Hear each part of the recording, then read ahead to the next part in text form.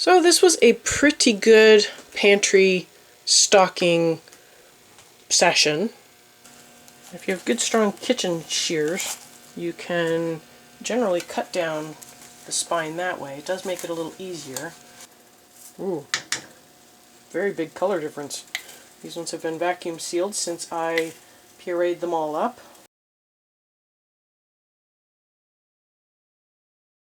Welcome back. Thank you so much for joining me today. If you're new here, I'm Catherine, the Aerogarden homesteader, and today I'm actually doing a bit of a canned goods pantry restock because I was sick recently, and lo and behold, some of these things got eaten down because they tasted really good.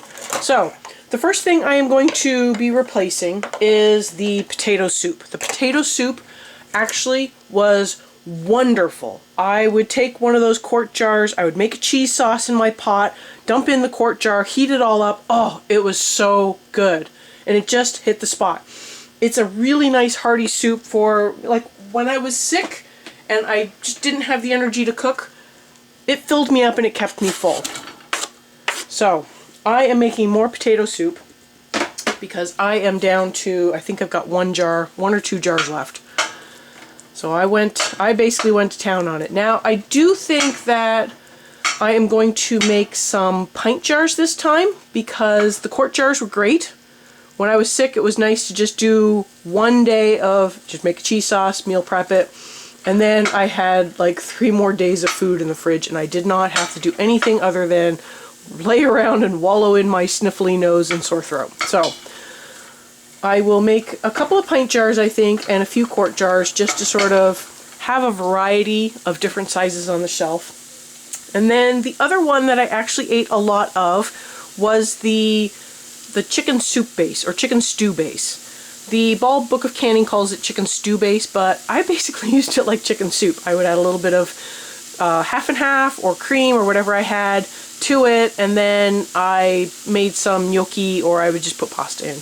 And it was really good. So that was also, because of the gnocchi and the chicken and all that, it was really hearty and filling as well. And that was just what I needed. So the pint size worked out really well for that. I would get a couple of meals out of it. I had some gnocchi frozen in the freezer, so it worked out perfect. And I am also going to probably have to make some more chicken stock. But if I make some more chicken stew base, or chicken soup base, I can take out a couple of whole chickens, roast them up, get some meat from it, and make the soup, the stock at the same time. So, and I probably don't even have to roast it up. If I just debone it, and then I just have, because I think it called for raw chicken.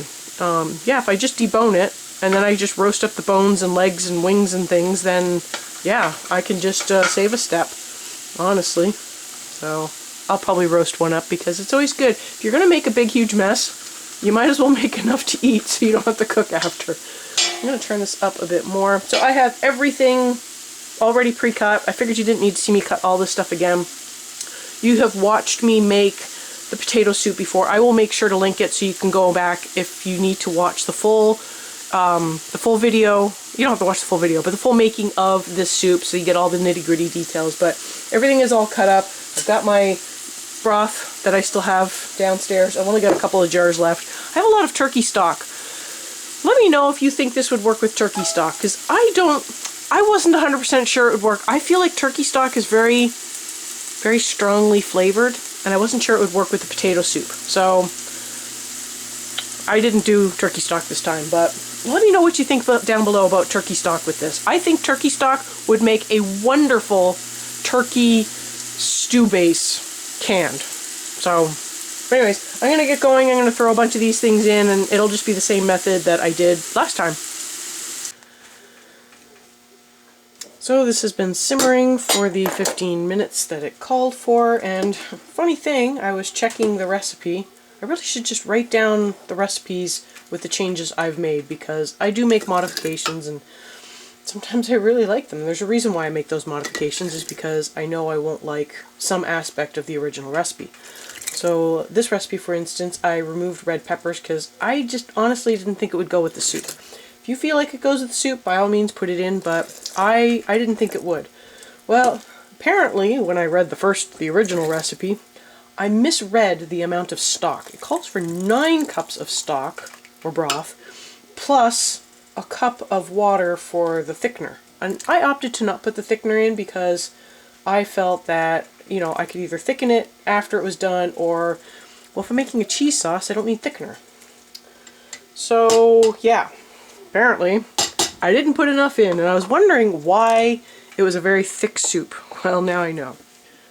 I am getting these filled up. I do have some reusable lids, which I'm going to have to fish out. So reusable lids require the 1 1/4 headspace and not 1 inch headspace. So I'm giving some of my jars extra headspace for that reason. And I will probably make it a mix of quart jars and pint jars that use these reusables. And the trick is you just put your finger in the center and you turn the band until the whole thing turns, and that's tight enough. It does not need any more tightening. So the soup is definitely a lot brothier this time, and I'm hoping that's a good thing, because I noticed it was very, very thick last time, and I had been adding liquid to thin it down. So hopefully this time I shouldn't have to add any liquid. So you probably want about half of the jar full of chunks, and then the rest of it full of, or I think you can probably go 3/4 with chunks, and then the rest of it filled with broth. Now personally, I like to put the whole thing in the hot water just to help loosen up the seal a little bit, and it does help it seal better, but I put it in the band because it makes it easier to fish all the parts out of the bath. My game plan is to fill up 4 quarts and then as many pints as I can fill up. So it made extra soup this time because I have extra broth in it. Really shouldn't be any bubbles in this. It's actually a lot looser than last time. I don't like using ones that are dented because sometimes it puts extra pressure on the lid. I don't know if I have an extra band. Hopefully that was the only one. I've had sealing issues in the past, so if I can get a perfect seal, I want a perfect seal. Okay, I'm taking a chance. I'm using a narrow mouth. I guess we will see. This is a more liquid soup, so it should hopefully come out of the jar. And I will be running 2 canners for this because there is not enough room in the electric canner for both the quarts that I'll be doing and the pints. So this will just be, I will just do 2 canners at the same time, get this over and done with, and then I can move on to the next project. The next project will honestly probably be tomorrow or the next day because I took the chicken out and I am thawing it in the fridge just because it is safer that way. So I don't know how long that'll take, but I will be doing up some chicken and probably making some more of that chicken stew base.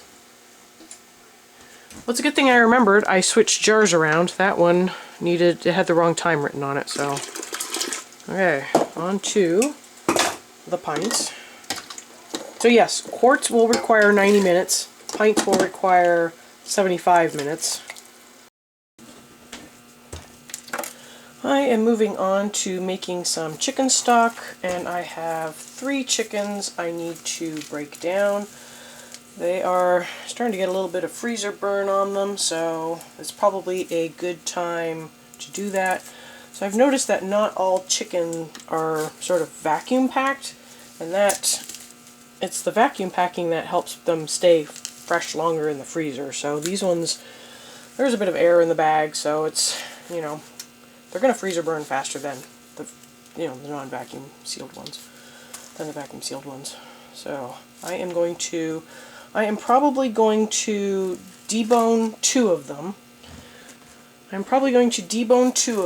And then the third one I will leave the thighs and breasts on and just roast it up sort of spatchcock style so that we get, if I'm making a mess, I might as well get a meal out of it. So I'm going to do some roast chicken so we can have that for dinner, and then everything else will get, put in for stock. So these will go for stock. I'll just roast them up. All the meat will be saved. I will make a small batch of soup. So the game plan is I will be making stock to freeze, or not freeze. I will be making stock to can, I will be making some more of that chicken soup base because it was so good. And then I will make some chicken soup so that I can use up the meat, like from the wings and legs and stuff that will be generated. So there will be very little wastage if I can help it. This chicken has a lot of blood in it. Now this first chicken it's pretty well frozen. It did not thaw very much in the fridge. The other ones thawed a bit better, so hopefully it will just go a little faster for the rest of them. Now I do have a video where I am breaking down chicken. I go into a lot of detail. I will try to remember to link that for you so that if you need more detail than what I'm showing, because I'm just going to whiz through all of this. But if you need more detail, that will show you how to really break down a chicken. I don't always wear gloves when I work with meat, but my hands were super dry, and I just don't need to be washing my hands a ton more at this moment and making them even drier. So gloves it is. Because I find that when I am in the kitchen, man, I wash my hands a ton, and my skin gets so dry. I did get some bag balm. The chickens were getting a little bit of frost nip, so I got some bag balm for them. Interestingly enough, if you need to buy bag balm at Walmart, buy it in the cosmetic department. Don't buy it in the pet department. It was more expensive in the pet department for the exact same thing, just a slightly different tin, than it was to just buy it from the cosmetic department. I even compared the ingredient label. Same stuff. Bag balm is nice because it's got lanolin in it, and so it's a natural product that I felt good about putting on my chickens. I should probably just go put some on my hands. It's a good multi-purpose thing. So like I said, I will be keeping the chicken breasts set aside and the thighs aside for the soup. They call it a stew, but really for me it's a soup. So, and for now I'm just throwing everything on the cookie sheet. I have a Silpat lined cookie sheet. I'm just throwing everything on there just because I did wipe my counters, but they're not the best counters. They do have scratches in them. It is kind of hard to feel like they are completely sanitized after working with meat, so I try to not get meat on the counters, but hey, it happens. My cutting board is tiny and some of these things are big. Okay, there you go. That is one chicken broken down. Don't think you need to see the rest of them. They are all going to go about the same. Maybe what I'll do is I'll grab another one and I'll do it real quick, and then I'll show you how I spatchcock. Generally you just take it and cut it down this way, and then you've got, it's just broken in half. Okay, so I do have the organ meat in here. I'm going to try to get that out as well. It'll just roast up on the cookie sheet as well and be added to the stock. There you go. And then the neck. Okay, I'll go get another chicken. This is a nice big one. It's still, I guess they are all frozen. Okay. There's a chunk of ice. You do have to be really careful when you are working with frozen meat, because once your hands start getting a little numb, it's easier to cut yourself. So, just be careful. Oop, broke that one. Yeah, so this one's really frozen. Normally I would just cut this straight down here and just leave the thighs on. Or you can just cut out the back and flatten it. Either works. I might have to do that method just because I did leave the thighs on, because this way there's enough food for everybody. But don't know. This one might have to sit for a little bit. I'm going to be stubborn. I'm going to sit here and work at it for a little while. I'll probably get it to work. Okay, so some of this fat I can cut out. If you have good strong kitchen shears, you can generally cut down the spine that way. It does make it a little easier. See if I can get the other side of the back out, and then it should flatten relatively easily. Definitely use a bigger knife. I was not planning on this. Backbone obviously can be saved for stock. Do be careful, there are bone bits there. And then you do have to, I'll be able to do it with this knife, but gotta crack the breastbone in order for it to, there we go, lay flat. There, that's how you spatchcock a chicken. There. I'm going to help that flatten out a little bit more. And then this will just get seasoned and roasted for dinner. And then I will roll those bones into the stock as well. So I will be back when I start the stock. So I'm going to season this up pretty simply because I will be using it for other things and I can always season it at that point. I'm going to throw in a couple of bay leaves, which are in bits and pieces. There you go. Whatever that ends up being. I do have some bags in the freezer with some frozen celery and onion skins, so those will go in as well. And I am starting to harvest some of my celery. It's, I actually think it's going hollow inside again, so I don't know how to stop that, but it'll taste great in the soup. And then I will put in a little bit of pepper, maybe a 1/4 teaspoon. You can put in some pepper flakes if you, or peppercorns if you want, but it depends on how you want it. I did not put the leg bones in yet because I'm going to pick some of the meat off of that now, and then I can make some chicken sandwich for lunch. Some nice sourdough bread. That'll be just really good. Okay. I will probably put a little bit more water in there. I want that all covered, and I will have bones going in later from the chicken that I will be roasting for dinner.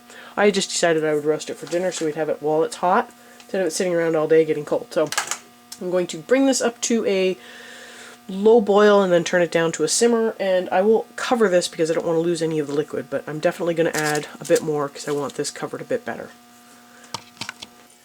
It is the next day and I am going to get started on the chicken soup base. At the same time, I do have my stock has been separated and I'm heating it up actually because I tasted it and it wasn't very strongly flavored. It has good flavor, but it's just not very strong. So I thought while I am getting this going, I will reduce it down just a little bit. It doesn't need to be a lot, but you know, just a little bit. So in the meantime, this is going to go together the same way it did in my other video, so if you want more detail, I will link to that one. I am actually going to be getting, this is going to be how many birds can I kill with one stone. So I made the stock. I'm obviously going to make chicken stew. I'm going to make some chicken soup to enjoy for today. And I thought while I had all of this stock that has been unprocessed, rather than open up a jar and waste a lid, I thought, well, since I got everything out, the kitchen's a big mess, I am also going to make some of that spicy pork.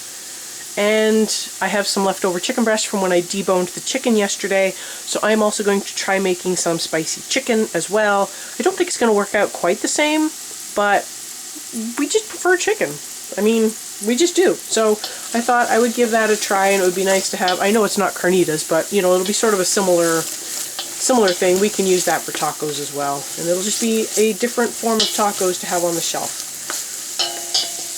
And then whatever stock I have left over, at that point I need to figure out, if it's only like 1 or 2 jars, I'll probably just throw it in with something, and if it's more than that, I was actually thinking I could possibly freeze dry it, but we'll see. We'll see. If it's only 1 or 2 jars, maybe I should freeze dry it, and if it's more than that, maybe I will just can it up. But it is good to have some. I'll probably can some because I have really depleted my quarts of chicken stock, and it's nice to have some quarts. I do have some pints, so I will go through. I'll probably can some up at least. Okay, so this needs to cook for about 5 minutes. Like I said, I'll just have the other recipe linked, so if you want more detailed instructions on how to make this, I will have that. But I'm just going to sort of blow through this real quick. And while I was cutting everything up for the chicken stew, I did cut up some stuff. This is just what was left of the onion, what was left of the carrot, and, you know, bits of celery, so that I could use this for my chicken soup for today. I was able to go through the bones after I separated the broth out and remove some of the wing meat. There really wasn't much meat left anywhere else on the bones because I had deboned the drumsticks before I put them in to make the stock. So I have the drumstick meat, and then after I boiled everything, I took the wing meat off, and now that is ready to go for the soup. And I did enjoy a very nice chicken sandwich yesterday from the drumstick meat that I saved off. And the thigh meat I deboned from the carcass, and I'm going to use that for here. So it took 4 thighs and almost 1 whole chicken breast to make the 3 cups of meat, in case you're wondering. Okay, so a couple of changes I'm making. I will not be putting in a bay leaf just because I did in fact put bay leaves in the stock, so I don't feel the need to double up on that flavor. I will also not be putting in any white wine because I don't have it. So you know what? I'm just going to skip it. So this needs to simmer for 10 minutes, and then I can add, oh, I do need to add the potatoes, but this needs to simmer for 10 minutes, then I can add the peas and the chicken.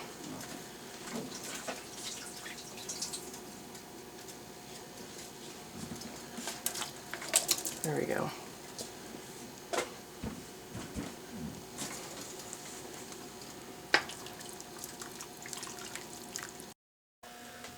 I am moving on to the spicy pork, and I actually had a little bit of chicken left over, so I am going to make a little bit of spicy chicken as well and give that a try. I think I mentioned that earlier.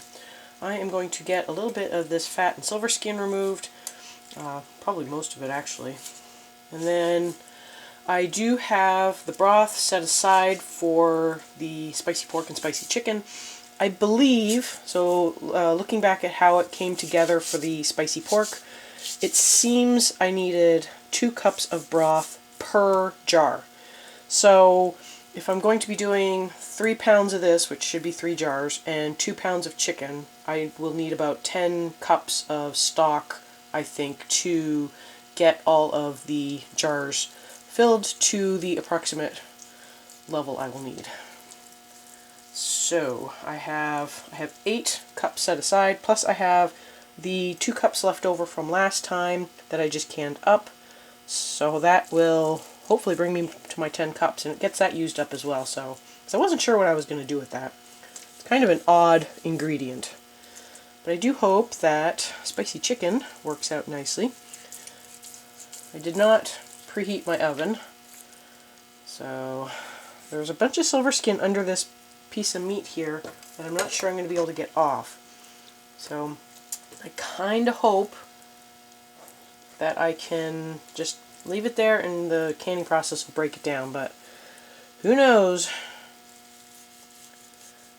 Not taking out more pork at this point. I don't want to mix the pork and the chicken either.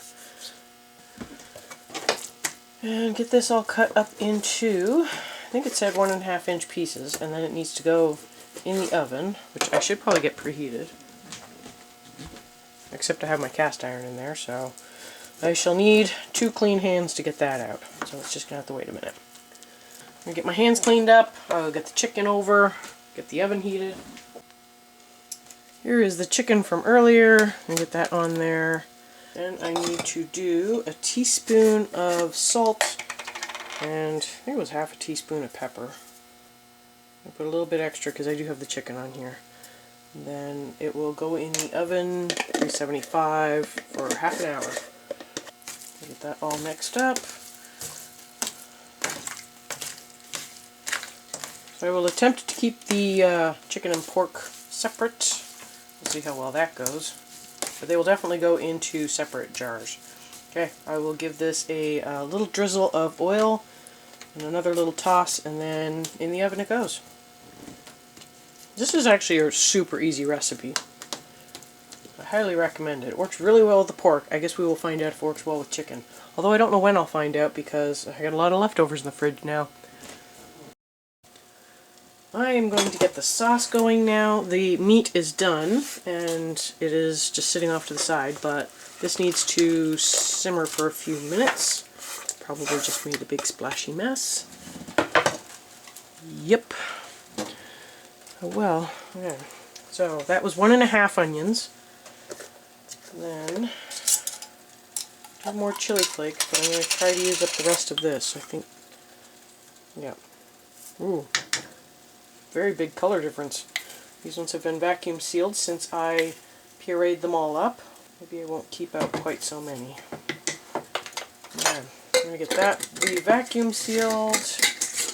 Need 1.5 of and 1 tablespoon of salt. Now I am assuming that the rest of the stock that I have already made still retains a lot of the flavor and that it's balanced, so I won't be adding extra for that portion. Then I need 3 cloves minced. I'm just going to do a big heaping tablespoon. There you go. So this comes together really fast. That's basically it. I just need to let this simmer for 10 minutes. In the meantime, I can get my jars warming. Oh, I guess it only needs to simmer for 5 minutes. So let it simmer for 5. Time to load them up. I am taking a chance and putting the chicken in the narrow mouth, but I also did cut the pieces a little smaller, so I am hoping that I won't have any trouble getting them out.